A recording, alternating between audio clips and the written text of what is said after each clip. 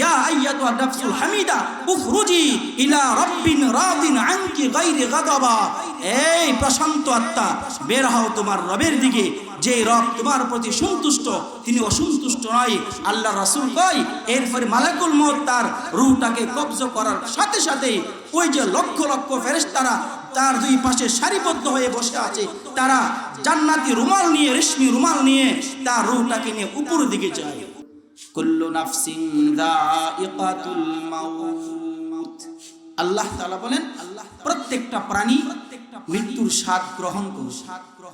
প্রতিটা প্রাণী, শুধু মানুষ না, যত মাখলুক আল্লাহ সৃষ্টি করেছেন, যার মধ্যে আল্লাহ তাআলা প্রাণ দিয়েছেন, সে একদিন না আরেকদিন মৃত্যুর কোলে ঢলে পড়বে।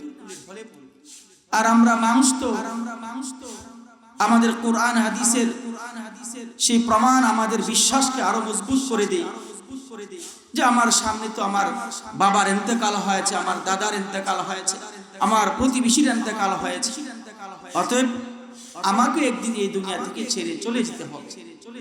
আমার আপনার কবর প্রতিটা মানুষকে প্রত্যেক দিন আমার আপনার কবর আমাকে আপনাকে ডাকতে থাকে। আনা বাইতুদ্দুদ, কবর আমাদেরকে ঢাকে। আনা বাইতুদ্দুদ, ও আল্লাহর বান্দা তুমি কিন্তু আমার মধ্যে আসতে হবে, আমি কিন্তু পোকামাকড়ের। আনা বাইতুল ওয়াহশা, আমি কিন্তু একাকিত্বের ঘর, আমি কিন্তু নির্জনতার ঘর। আনা বাইতুত তুরাব, আমি কিন্তু মাটির ঘর, আমার মধ্যে কোনো বিছানা পাবে না, আমি কিন্তু অপরিচিত ঘর। সাবধান, আমার মধ্যে আসার আগে আগে তোমার ঈমানকে মজবুত করে তোমার ঈমান আর আমল নিয়ে আমার মধ্যে আসো। এইভাবে প্রতিটা দিন কবর আমাকে আপনাকে ঢাকে। আর আমাদের চলাফেরা দুনিয়া এমন যে আমরা যেন আর কবর যাইব না। ভাই, মৃত্যুর স্বাদ প্রত্যেকটা প্রাণীকেই গ্রহণ করতে হবে, মনে চাইলেও গ্রহণ করতে হবে, না চাইলেও গ্রহণ করতে হবে। কবি বলেন, মৌতুকা আসিন কুল্লু নাসিন শারিবু, মৌতুকা আসিন কুল্লু নাসিন শারিবু, কবর বাইতিন কুল্লু নাসিন দাখিলু।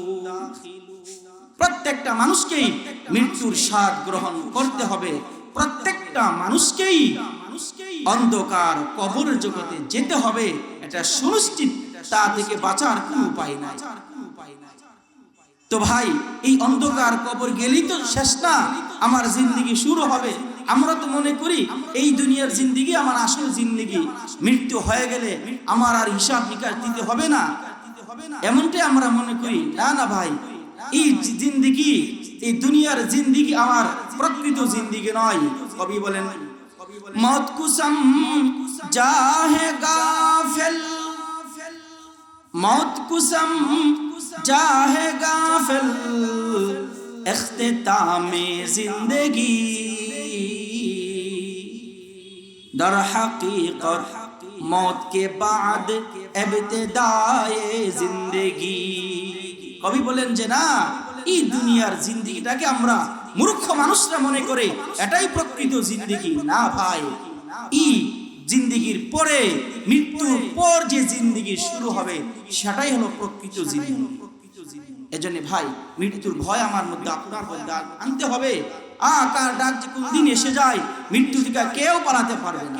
আল্লাহ তাআলা তার হাবিবকে রক্ষা করে বলেন, হাবিব আপনি জানায়া দেন, কুল ইন্নাল মাউতাল্লাযী তাফিরুনা মিনহু ফাইন্নাহু মুলাকীকুম সুম্মা তুরাদ্দুনা ইলা আলিমিল গায়বি ওয়াশ শাহাদা ফায়ুনাব্বিউকুম বিমা কুনতুম তা'মালুন।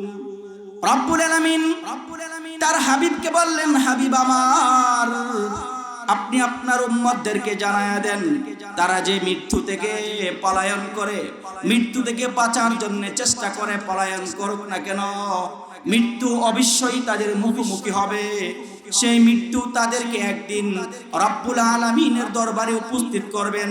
আল্লাহ তাআলা তার দুনিয়ার জিন্দেগির সব আমলের খবর তাকে দিয়ে দিবে। ও ভাই, এজন্য মৃত্যুর আগে আগে আমার ঈমান, আমার আমল সংগ্রহ করতে হবে। আল্লাহর রাসূল আরেক হাদিসে বলেন, লা ইয়াদখুলুল জান্নাতা ইল্লা মুমিন মুমিন ব্যতীত কেউ জান্নাতে প্রবেশ করবে না। মুমিন একমাত্র জান্নাতে প্রবেশ করবে, মৃত্যুর সাথে সাথেই তার কবরটাকে আল্লাহ তাআলা জান্নাতের বাগান বানিয়ে দিবেন। মুসনাদে আহমদের হাদিস, আল্লাহ রাসূল সাল্লাল্লাহু আলাইহি ওয়াসাল্লাম বলেন, ফাইন্নাল আবদাল মুমিনা ইযা কানা ফি ইনকিতা'in মিনাদ দুনিয়া ওয়া ইকবালিন মিনাল আখিরা। আল্লাহ রাসূল বলেন, মায়ের উম্মত রে, ও মায়ের উম্মত, মনোযোগ দিয়ে শোনো, মুমিন বান্দা যখন দুনিয়া থেকে বিদায় নেওয়ার সময় হয়, ফাইন্নাল আবদাল মুমিনা ইযা কানা ফি ইনকিতা'in মিনাদ দুনিয়া ওয়া ইকবালিন মিনাল আখিরা। মুমিন বান্দা যখন দুনিয়া থেকে বিদায় নেওয়ার সময় হয়, পরকালের যাত্রা শুরু করে, নাযালাত ইলাইহি মালাইকাতুম মিনাস সামা। আল্লাহর রাসূল বলেন, উম্মত রে, ও মায়ের উম্মত শুনো, মুমিন ব্যক্তির মৃত্যুর সময় আসমান থেকে নূরের ফেরেশতারা তার কাছে আগমন করে, ইয়াজলিসু মিনহু মাদ্দা বাসারিহি। আল্লাহর রাসূল কয়, সুন্দর চেহারা নিয়ে তার দুই পাশে সারিবদ্ধ হয়ে বসে। কতটুকু পর্যন্ত? ইয়াজলিসু মিনহু মাদ্দা বাসারিহি, মুমূর্ষু ব্যক্তির দৃষ্টির শেষ সীমা পর্যন্ত দুই পাশে সারিবদ্ধ হয়ে বসে যায়। হাত্তা ইয়াজি মালাকুল মউত, এমন সময় মালাকুল মউত আজরাইল তার কাছে আগমন করে, আয়েশা তাকে ডাক দেয়, ইয়া আইয়াতুহান নাফসুল হামিদা উখরুজি ইলা রাব্বিন রাদিন আনকি গায়রি গাদাবা ওয়া মাগফিরাতিন মিনাল্লাহ। আল্লাহর হাবিব বলেন, মায়ের উম্মত রে শুনো, মালাকুল মউত মুমিন বান্দার শিয়রে বসে তাকে ডাক দেয়, ইয়া আইয়াতুহান নাফসুল হামিদা, হে প্রশংসনীয় আত্মা। আল্লাহ তাআলা কোরআনুল কারীমে বলেন, এইভাবে ডাকে, ইয়া আইয়াতুহান নাফসুল মুতমাইন্না ইরজিই ইলা রাব্বিকি রাদিয়াতাম মারদিয়া ফাদখুলি ফি ইবাদি ওয়াদখুলি জান্নাতি। রব্বুল আলামিন বলেন, ফেরেশতারা তাকে এইভাবে ডাকবে, হে প্রশংসিত আত্মা, বের হয়ে আসো, ইরজিই ইলা রাব্বিকি, তোমার রবের দিকে বের হয়ে আসো, রাদিয়াতাম মারদিয়া, যে রব তোমার প্রতি সন্তুষ্ট, তুমি যে রবের প্রতি সন্তুষ্ট, বের হয়ে আসো, ফাদখুলি ফি ইবাদি, বান্দারে আমার নেককার বান্দাদের অন্তর্ভুক্ত হয়ে যাও, ওয়াদখুলি জান্নাতি।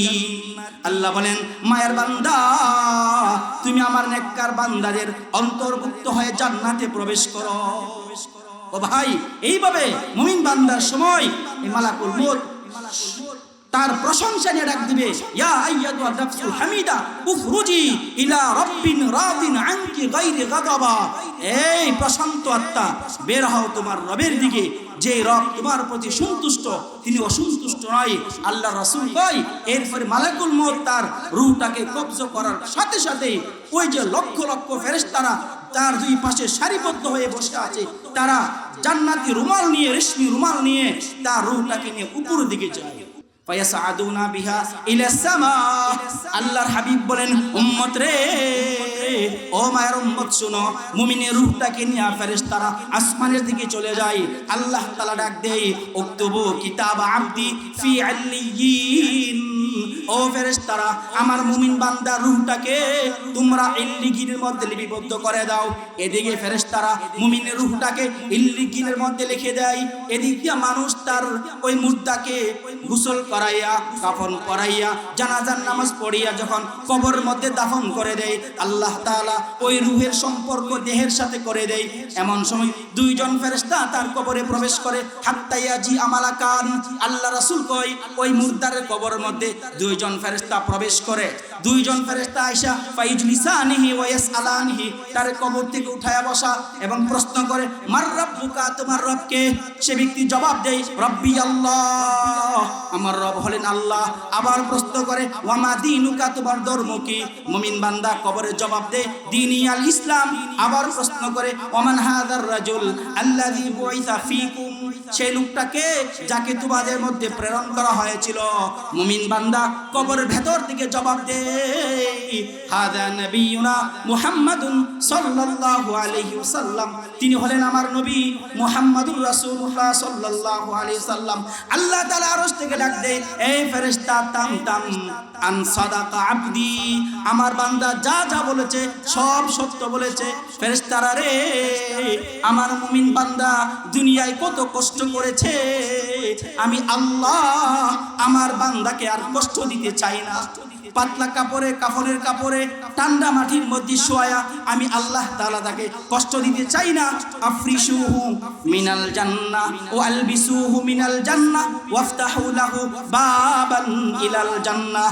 আল্লাহ তাআলা ডাক দিবেন, ফেরেশতারা রে, আমার মুমিন বান্দাকে জান্নাতের পোশাক, জান্নাতের বিছানা তার কবরে বিছায়া দাও, জান্নাতের পোশাক তার গায়ে পরায়া দাও।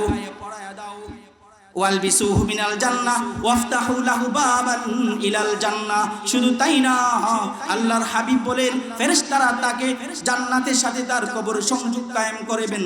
আল্লাহ তাআলা ডাক দিবেন, নাম কানাউমাতিল আরুস, এই মুমিন দুনিয়ায় বহু কষ্ট করেছো, বহু পরিশ্রম করেছো, আমার পথে থাকতে গিয়া, হকের পথে থাকতে গিয়া অনেক কষ্ট সহ্য করেছো, আজকে তুমি ঘুমাও মুমিন রে, ঘুমাও। নাম কানাউমাতিল আরুস, নব দুলার মতন, নতুন জামাইয়ের মতন তুমি ঘুমায়া যাও। ও ভাই, আমার আপনার আখলাক, আমল আর ঈমান যদি নিয়ে আমরা কবরে যেতে পারি, আমার আপনার আমল, আমার আপনার ঈমান পাকাপোক্ত করে যদি আল্লাহর হুকুম অনুযায়ী, রাসূলের তরিকা অনুযায়ী আমরা জিন্দেগি পরিচালনা করে আমাদের মৃত্যুটা হয়, তাহলে আমার আপনার কবরও ইনশাআল্লাহ আল্লাহর রাসূলের বাতলানো পথে, আল্লাহর রাসূল যেভাবে বলেছেন আমাদের কবরও আল্লাহ তাআলা সেইভাবে আরাম আয়েশের ব্যবস্থা করবেন এবং ঘুম পাড়ায় দিবেন। এক ঘুমে ইসরাফিল যখন সিংহায় ফুৎকার দিবে, তখন চোখ কসলাইতে কসলাইতে ঘুম থেকে উঠবে আর বলবে, কে রে আমার ঘুম জাগাইলো, ঘুম থেকে কে আমাকে জাগাই দিল, আমি তো এইমাত্র ঘুমাচ্ছিলাম।